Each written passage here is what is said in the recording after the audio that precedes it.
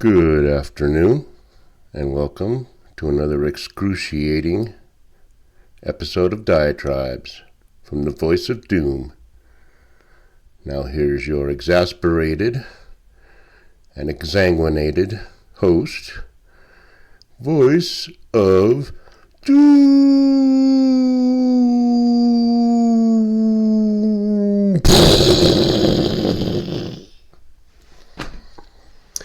Hello. I'm back, and I thought I'd do another one. Bunch of thoughts I've had running through my head the last day or two about the recent events, and I thought I'd share them with you in a not so organized fashion and without doing much due diligence. But I was thinking about the justice system that we don't have, and how it all works, and what's going on, and what happens when you have weighted scales, and you have jury rigging, and you have everything tipped to one side. When you have unfairness, when you have no justice, you have no peace of justice. And you will have no peace one day. When certain people get a spine and say they're going to do something about it, no matter how draconian it may be, they may have to prove a point. So I'll get to that in due time. Now, it's a shame for what used to be America that people do not take political, domestic, and foreign affairs and such concepts as justice, freedom, and liberty. People in general do not take that as seriously as they would take a football game. A football game is much more important because let's just say you had a football championship. Let's call it the Super Bowl. And let's just say that we have two teams, and the officials in that game are solely in the pocket of one side. And the people that are filming the game are solely on one side. And the people that are in this, not in the stands, but other people, administrators, are solely on one side. So then you have officials, linesmen, line officials, and whatever they call them. I used to know that back in 7th grade, but the officials, the umpires, the referees, just every play that one side makes is good, no matter how they do it. They can cheat their asses off, and they're given extra yards. And every time another side of the team does a play, they are penalized. They are set back. And there is no recourse because everyone in the hierarchy and the system are going along with that. Now, what you would have is the crowd in the stands burn down the stadium and proceed to assassinate the officials and everybody else involved, because football is very important. But what's not important is the justice, so-called justice system of what used to be the United States. No one cares that everything's one-sided. Jefferson gets in trouble for a sexual peccadillo and pays off people to not talk. Nothing becomes of that. What that is that's his own business, his own private life. Orangey is caught up in something that happened 7 years ago, and somebody wants to twist and turn the law into a pretzel until they figure out a way to have him arrested. And everyone's cheering and saying justice is served. No one is above the law. If I hear no one is above the law one more time, I swear, I can't make any promises as to my behavior. Don't ever say it to me in person. Oh my God, don't. Please. Because I will temporarily go insane, and then we see what happens after that. No one is above the law. Now, there's been leakages from the side of the so-called prosecutor and the grand jurors about the details of the case, but they're thinking that they better put a gag order on Orangey. And if he has a gag order, maybe he just won't say anything at all because we can always arrest him. You ever notice that all these arrests have nothing to do with a physical crime? All these arrests and all these indictments, persecutions have to do with what you say. It's all words. Orangey. He made a call to Ukraine and said something about a prosecutor. Let's impeach him. He made a speech and said go and peacefully protest at the Capitol and see what happened. They destroyed the place. They broke a window. Let's impeach him. He made some statement about whether he paid off with his own money or whether someone else paid off someone else who shouldn't have been paid off, and then it interfered with his own election, so let's arrest him. Let's drag officials and lawyers and advisors out in the middle of the night in their underwear and perp walk them because they are being arrested for perjury, for obstruction of justice. We asked you very specifically what you were doing at 3 o'clock p.m. on January 22nd, 2011, and you lied. It didn't happen at 3 o'clock. It happened at 4 o'clock. So you're under arrest. They do that with Orangey's cohorts, and they do that with Republicans mostly, people on the right. So I was just fantasizing. Well, parenthetically, I kind of got this idea from my own idea that I had years and years ago when I was writing short stories. And I had the idea that I have a story about a neo-Nazi group that's kind of creating havoc and being a pain in the butt. So what the police decide to do is just arrest them arbitrarily and throw them in jail and leave them there. And when they say, what about my constitutional rights? Say, we're giving you what you wanted. You wanted a Nazi totalitarian state? There you have it. And that's what I'd like to see happen with the wokesters. What I'd like to see is getting into who has the power. Congress has the power of the purse. Who has the power of the arrest? Who has the power to take someone out of their house and drag them downtown to be booked? And if they're a perjurer who was a former advisor of Orangey, then they can go into jail without any bail at all and stay there. Or if you're a January 6th insurrectionist who happened to be standing in the Capitol, then you can rot in jail without any charges because you are a treasonous insurrectionist.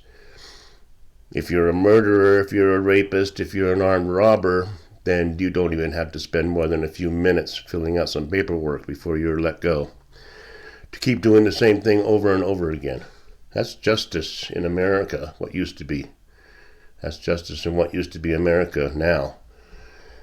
So, who has the power of the arrest? Well, police do. If they have probable cause, they can arrest you on the spot. And other than that, I guess it's just prosecutors that have to get indictments. Either the police bring them enough evidence for them to issue a warrant, or they get a grand jury. Now, I guess, I don't know, I've watched Law and Order for many decades, and DAs can't do much. They have to go to the prosecutor. Everything has to go up the scale to where you have this power concentrated in just a few people. So some billionaire donates a lot of money to various charities to be doled out to various prosecutorial campaigns to get his people in, who are going to be soft on real crime and very hard on white-collar perjurious crime that has to do with orangey. And they do get in. Now, of course, you are a racist if you suggest that George Soros funded Alvin Bragg, and he's not going to have much to brag about very soon. He'll be vilified, reviled, and exiled, and attacked with sticks and staves, hopefully. But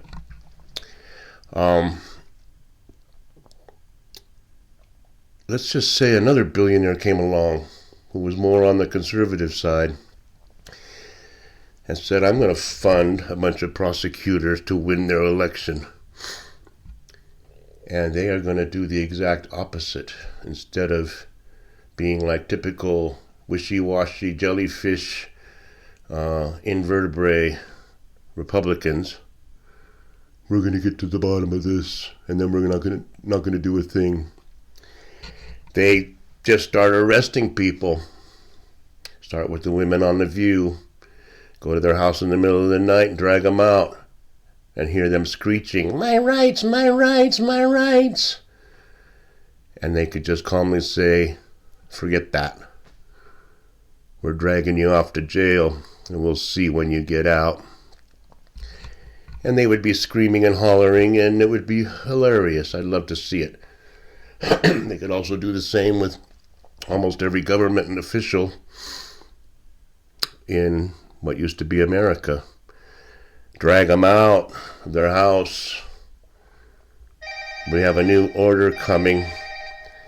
And so I get interrupted by the phone. Nobody calls me.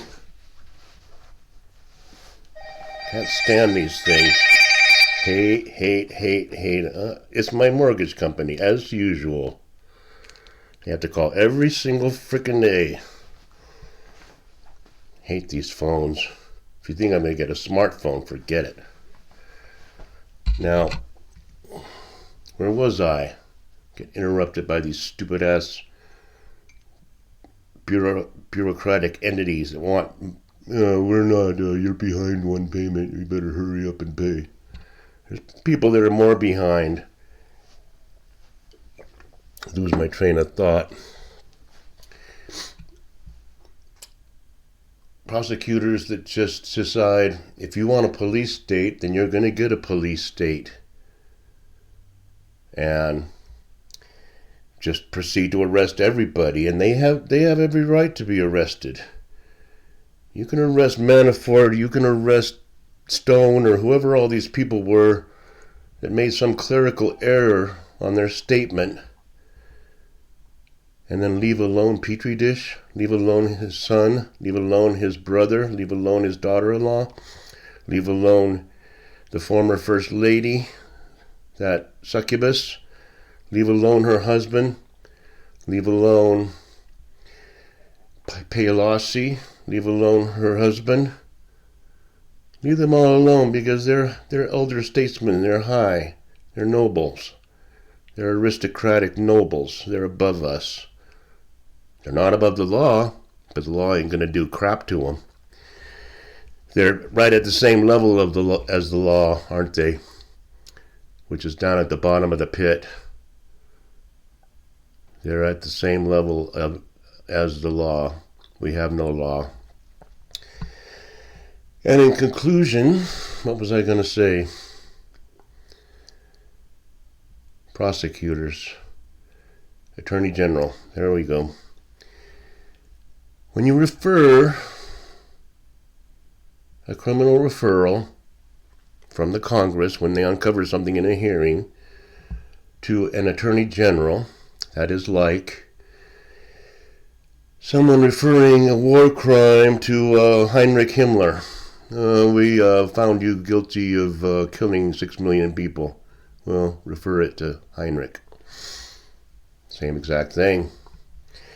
No justice. There's only been one Attorney General who could possibly have a balanced view of justice, and that would be William P. Barr under the administration of Orangey, because he would have loved to have indicted Orangey.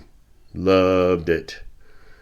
If there was anything to investigate on him, William P. Barr would have been right on top of it, because he is a deep state monster, swamp monster from way back. And I think he's one of these people that'll live forever too, because he started sinning badly in the mid-'80s, and here he is still running around. He doesn't look too bad. Guess he must have been about 10. But you notice how these monsters always live forever. Kissinger, he's about 115. Soros, 172. They keep going on forever. They know secrets. Either that or they're demonic entities. But referring things to the Attorney General, that's a good one. It's a really good one.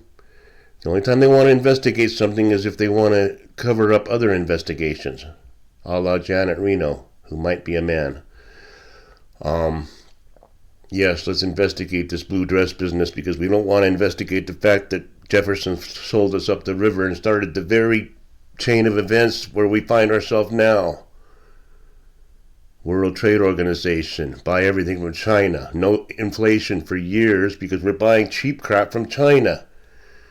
And then China decides they're going to cut off the spigot, and look what we have. And Jefferson sold us out millions of different ways with natural resources and stuff. You got to do your heavy-duty homework to know all this. So no justice, never will be. The only kind of justice I want to see is draconian, dragging, stripping them naked and putting them in a cell and spraying them down every so often, and then leaving them there with gruel once a day. So I'll leave it there. I think I said quite a bit, and I didn't say anything. It's just a bunch of drabbling ramblings. But I'm sick of this so-called justice system.